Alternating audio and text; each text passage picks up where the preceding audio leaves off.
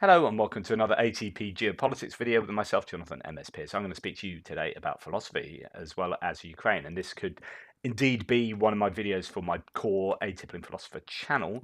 So, why am I going to be speaking philosophy? Well, it's all to do with freedom of speech.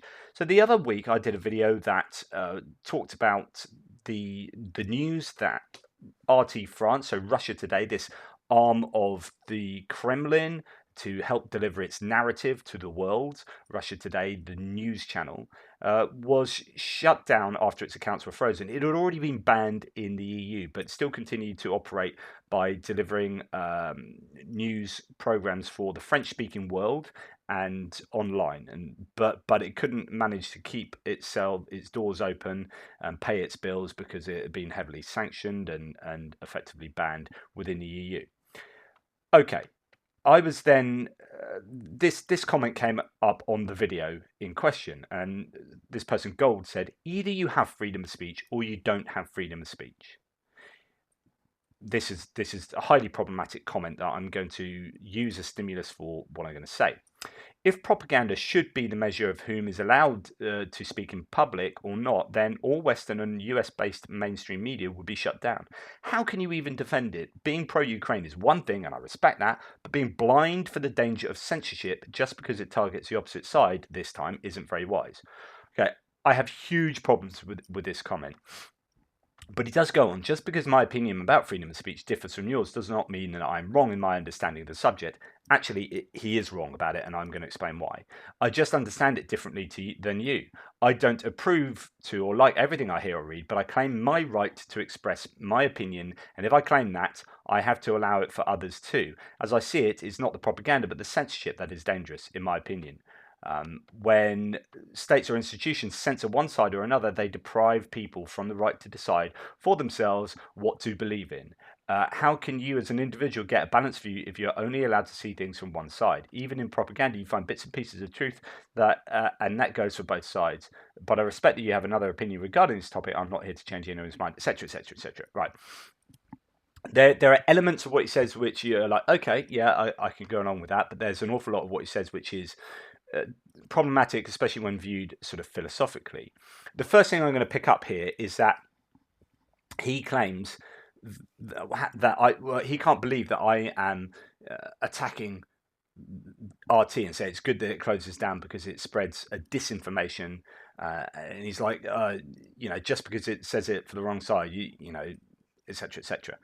Of course, he seems to be ignoring the fact that Russia have closed down all alternate viewpoints in Russia completely. In fact, you're not even allowed to say it's a war. You have to say it's a special military operation. So if you're talking about censorship, right, if you're talking about freedom of speech, yeah, I think those in glass houses shouldn't throw stones. Really, go and have a look at Russia first.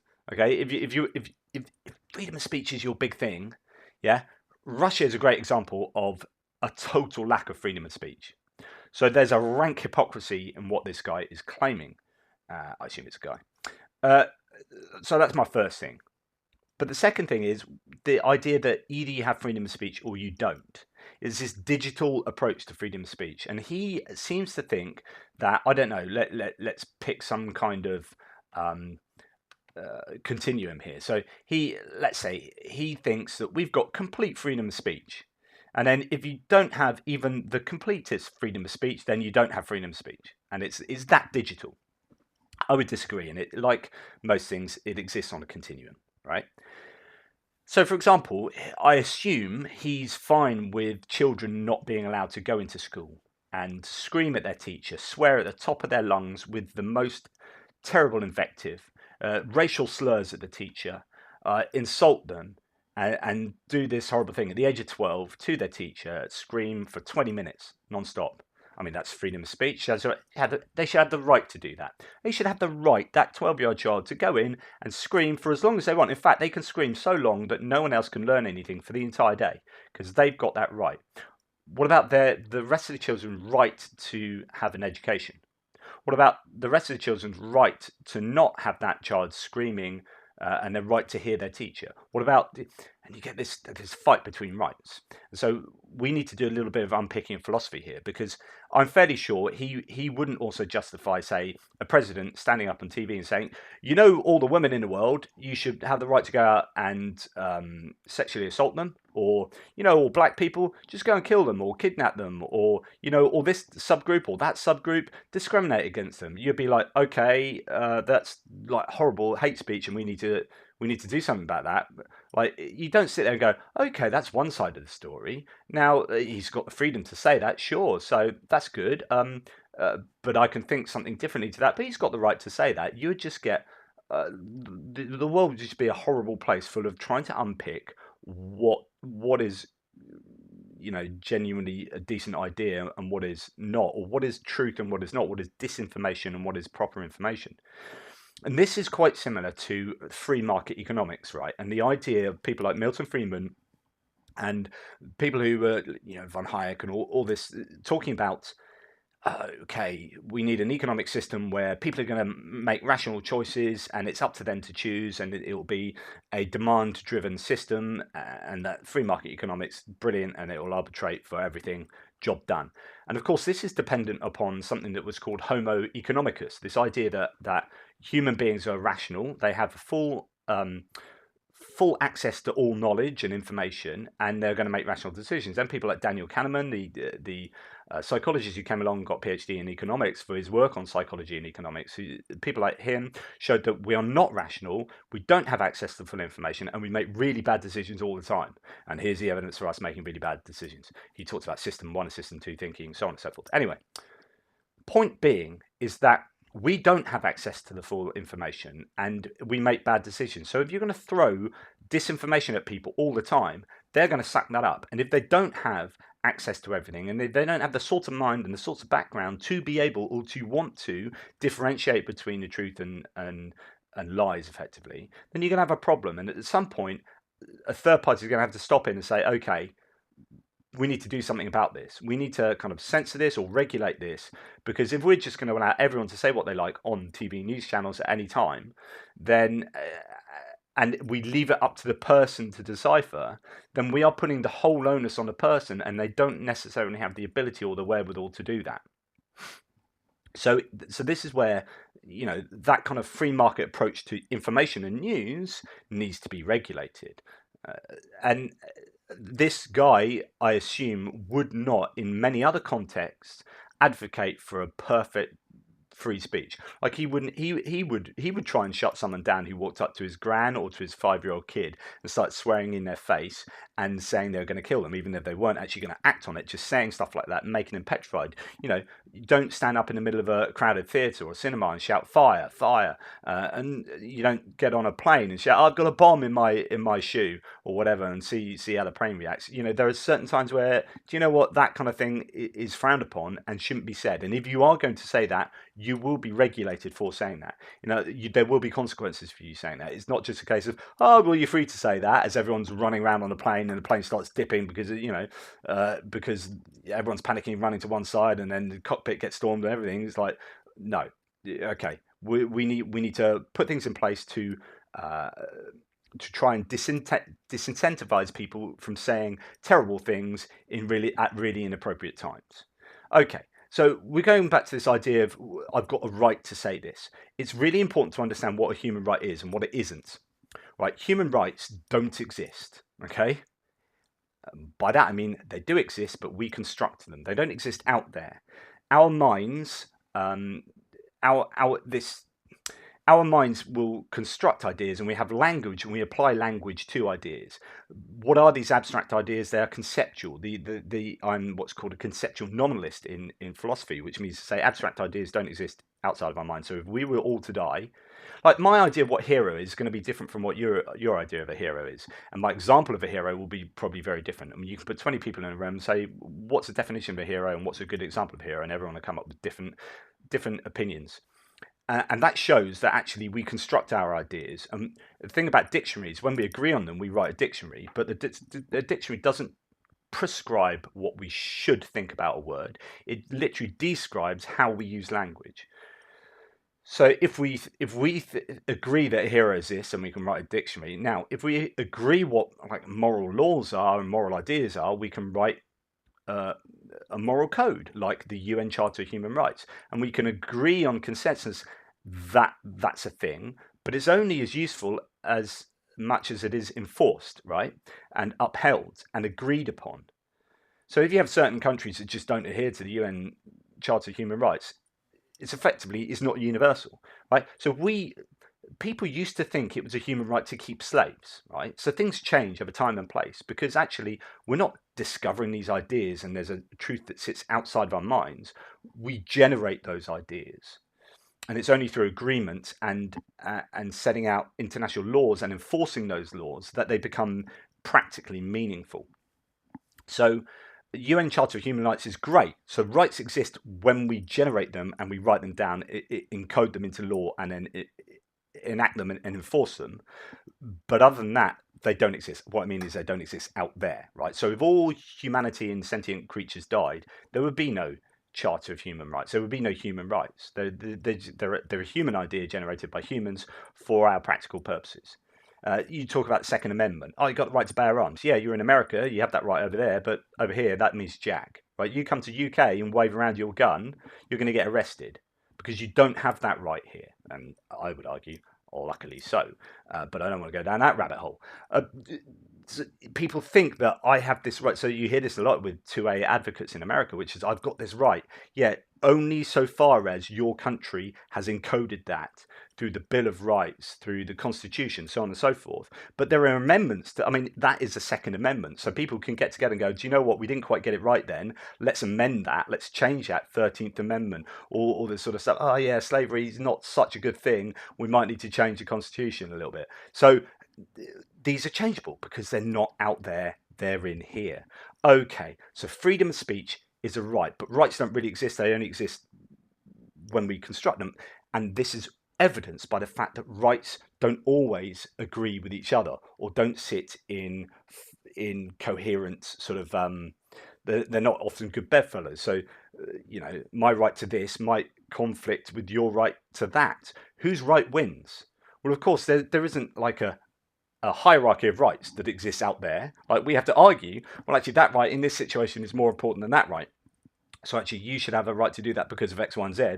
And someone come back, oh, I disagree because of A, B, and C, and we argue about this stuff, and that's sort of moral philosophy. I mean, the fact that moral philosophers don't agree on moral philosophy and they've been arguing about it for 3,000 years is probably a good indication that moral philosophy doesn't exist out there as some kind of truth that we need to discover.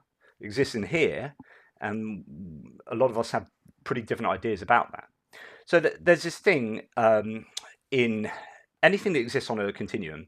We then look to demarcate them as to what is A and what is B, what is acceptable, what is unacceptable. And this is a hugely important part of philosophy that underwrites a lot of debate.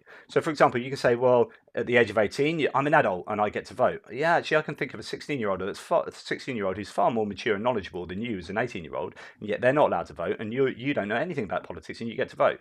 So, but we just draw a line at 18. Actually, some countries that is 16, some countries are 21. Drinking, consensual sex, all these things differ from time and place, and we draw lines down these continua and say, okay, that's where we find this acceptable or unacceptable, or this type of species and that species. So, for example, this exists in evolution. It's called the species problem, or the problem of species. Even Darwin knew about this, which is that the idea of species. I talk about like the idea of hero or table or a chair, like a chair might be a chair to us, but to a cat, it's a bed, or to an alien, it's nothing. It's just what's the function of a chair, and we ascribe the word chair to that set of properties. Is a tree stump a chair? I don't know. Let's argue about it. Some people might think it is. Some people might think it's not. Okay, so these things are malleable. When it comes to arguing, so species, so say Homo sapiens, we're at Homo sapiens. At some point, we weren't Homo sapiens. We were, I don't know what the previous one was, but let's say it's Homo australopithecus, right? At some point, you have this line here, let's call it here, that you have Australopithecus becomes sapiens, right? But it's not like a pair of Australopithecus parents gave birth to a sapiens child, right? And it's like, oh, look, here's a different species or whatever. That's not how evolution works. It's gradual. And in fact, we just draw an arbitrary line. But if you find a skull around that place, you'll have some paleontologists who will argue it's a Homo sapiens skull and some people arguing it's a Homo Australopithecus or whatever it is, the one that precedes us. You get the idea. So actually, there is no line in real life. There's a line that we construct conceptually, but it doesn't actually represent any definable difference between those two things because it's a gradual change, right? And there will be certain instances that will sit one side and that sit the other. So continuums are really difficult. This is pulling on something in philosophy called the Sorites paradox. So the Sorites paradox is massively important, okay? But the paradox goes something like this. Well, you've got a heap of, some people call this the theory of the sand dune, the theory of the beard, the theory of the moustache, the theory of the heap, okay? So the idea is that if I keep plucking out hairs on my beard, when does it become not a beard? And there is no definable place because it's a bit fuzzy logic. We're not sure, and we just draw a line down in the sand where it's like, yeah, that's a beard and that's not a beard, and somewhere between it's like, yeah, some people might say that is a beard, some people might say it's not. A goatee, is that a beard? No. So we have this idea where you got a million grains of sand, and that's a heap of sand. But you take one grain off, you're like, is that still a heap? Well, yeah. You take one more grain off, is that still a heap? Yeah, of course it is. And there's no one single point where you take a grain off and you go, that's not a heap anymore. But the paradox is that you eventually get to one grain of sand and that's still a heap. And you haven't been able to decide when it becomes not a heap because there is no objective there is no objective line at which that thing becomes a heap or not a heap. This is in evolution. This is really well laid out by this meme. This is absolutely fantastic. We can all agree, say for the colorblind, that this text is red, and we can similarly agree that this text is blue. It talks about evolution now. It says, well, it starts off, red and goes to blue. At what point does it become blue? At what point does it stop being red? And this is all very debatable, and some people differ. I mean, you could arbitrarily decide that a particular color point in a Photoshop color coding that is red, and then it becomes this color. And we cut the color continuum up in the same way that we cut all sorts of continua up. So, for example, you might start off with baby, infant, toddler, child, adolescent, young adult, OAP or whatever, old age pensioner, but at which point do you actually draw those lines? It's a little bit arbitrary. Okay, freedom of speech. So freedom of speech, at what point do we say freedom of speech, that is acceptable and that is not acceptable? And there is no truth to this. There's no right or wrong answer. Some countries have more freedom of speech than others. Other countries are more restrictive. Where's the best line to be? Where is it best to draw that line?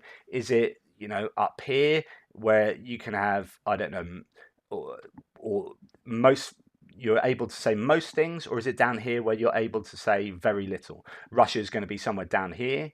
The West is going to be further along here. But we still, we still have freedom of speech to differing degrees. It's not a digital case of having it or not having it, because all you're accepting there is complete freedom of speech. But no country has ever had that or will ever have that as an unrealistic pipe dream that brings with it more problems that it solves. Yeah, great, you can say what you like, but that means everyone can say absolutely disgusting things all the time whenever they want, and everyone else has to just sit by and go, well, we can't regulate that. We can't do anything about that because he's got the right to say what he likes.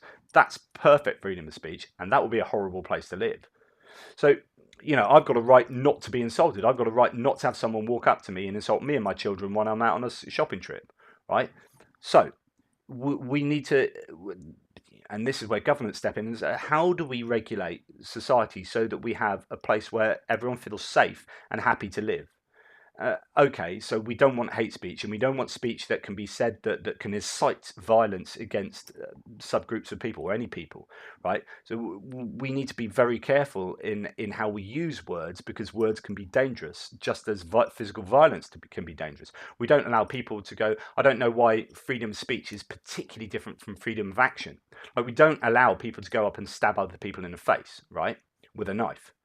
Okay, well, that would be freedom of action. Hey, I should be free to do what I want. To me, it's a false category difference between saying that and I should be free to say what I like. Okay, well, if what you say is very dangerous and can lead inexorably to harm to someone else, so that can lead to physical harm. But what about mental harm as well? I mean, that's a tangible thing. People, okay, and then we get onto discussions about, well, you're oppressing. Who gets the right to say who oppresses who, and what is offence, the right to not be offended, the right to offend, and all that kind of stuff. The reason why these are really tricky areas to negotiate is precisely because there is no right or wrong answer.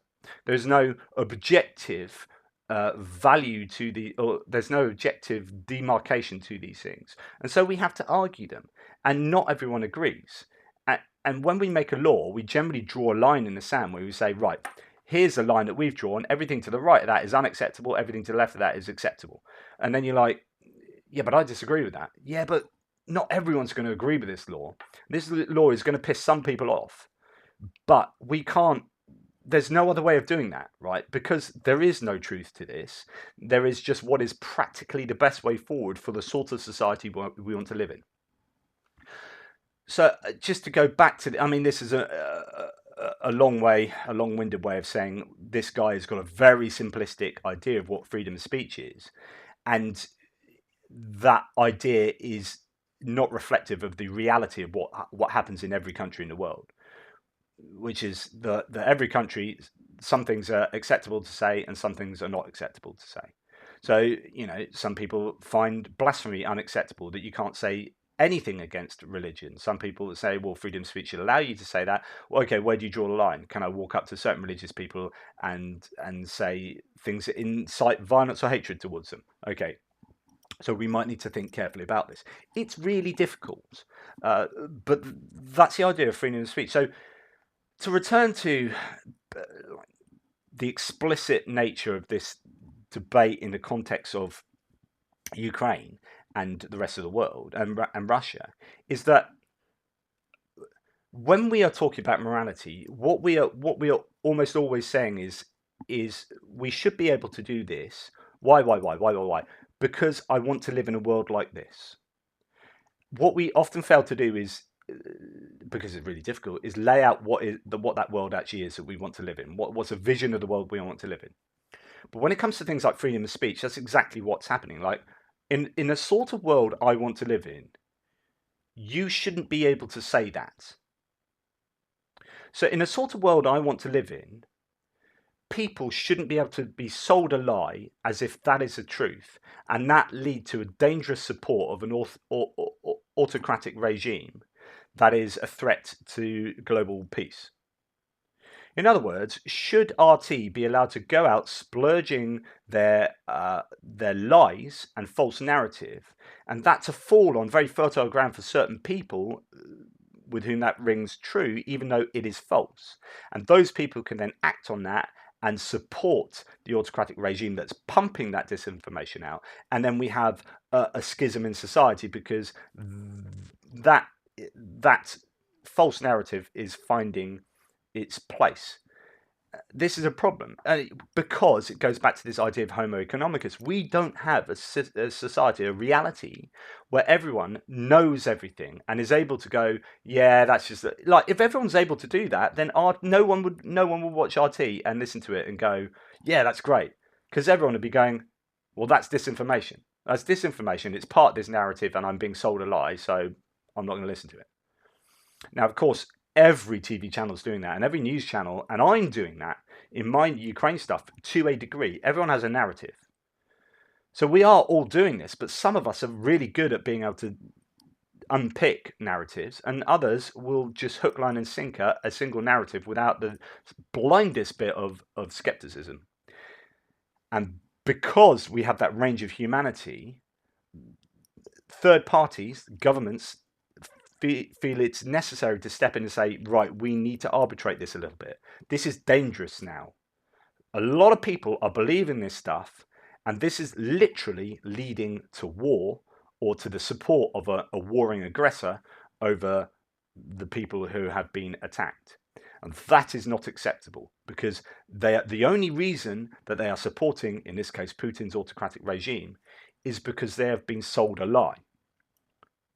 Like, so in the same way, it's like the only reason you've become really ill is because you've been sold a pill that makes you ill, thinking it was a candy or a sweet, right? And it's actually a dodgy bit of stuff. So as a government, we need to stop this sweet seller selling stuff that they claim are sweets, but actually pills that are making you ill. Right? That's part of our. This is part of the remit of the government to allow you guys to live in the society safely, right? But again, it's this connection between physical health and mental health. So as a government, we want you to live in this society physically healthily, so that people can't sell you stuff that's a lie, and you get ill and die because actually it's deeply unhealthy stuff. The same way, I don't want you to be fed deeply unhealthy abstract ideas and information that will cause you harm. And as a government, that is surely part of our remit as well. The question is always, how far do you go? And this is where everyone will have debate, because there is no right or wrong answer. And that's the end of it. It's like some governments will say, so we're going to not put much regulation in, and we're going to be here. Some will be, we're going to regulate a little bit. Like I would say that's probably where, this is completely arbitrary. I'm just saying that's where the EU is, a load of bollocks, hammer, just whatever. But the EU is saying, right, okay, you can slag off religion generally. You can slag off this political party. You can say this, but actually, when it comes to disinformation that's paid for by the Kremlin, that's designed to cause polarization in the EU and is divisive against the aims of the EU and the unity of the EU, then it's probably a good thing to shut that down. Okay, do you agree? That's where they are, and I would agree that's fine, especially when the EU is effectively in a proxy war with that other nation. I think it's absolutely fine to shut that down. And actually, so people say, oh, you can't do that, and then they harken back to World War II and how wonderful World War II is, and the Allies beating the Nazis and everything, and there's rose tinted glasses. Yeah, you do realise we did shut down. So Edward Mosley in the UK was was a Nazi sympathiser. He was shut down and put in prison. And in fact, the publications that they were bringing out were shut down. They were heavily censored, because you can't have the exact enemy that you're attacking in war and sending troops to fight against being able to spout their nonsense to your population inside your country. I mean, you can have that. That's freedom of speech. But it's not going to be it's not pragmatically really the right thing to do when you are looking after the mental health and the physical health of your country. So anyway, that is what I have to say about freedom of speech. I would be really interested to see if I was able to communicate that clearly enough. There's loads of philosophy that underwrites this, to do with abstract ideas, what we call the ontology of abstract ideas, or what they're made of, what's the existence of abstract ideas. As I say, it does depend on this kind of anti-realist approach, which is not like what Plato used to think there were perfect forms of things that sat out there. So you had a horse, and it's a perfect form of it in some kind of ether somewhere. It's like, yeah, but where is this ether? Then there's still this barrier between me and that ether, and how do I know that I've accessed the perfect version of that? And so it's just I don't think that's tenable at all. It's an untenable philosophical position, that kind of realist position. And I would say, well, we construct these ideas and we attach labels to them, and then we try and communicate that to other people. And when we agree, we go clap each other on the back and say, let's write a dictionary or a code of law or whatever. And we work towards those common goals that we can communicate with each other, that we agree upon. But it doesn't mean that that's definitely the truth and it exists out there, because there is nothing out there. There's just you and me and our ideas that emerge out of our thinking minds. So anyway, that's that. Thank you. Please like, subscribe, and share. This has been a somewhat different video, and I wonder whether only 10% of you would have got to the end of it, or whether you're being like, oh, okay, interesting, and then forget it. Anyway, thanks for all your support. Toodle pips, and I'll speak to you later.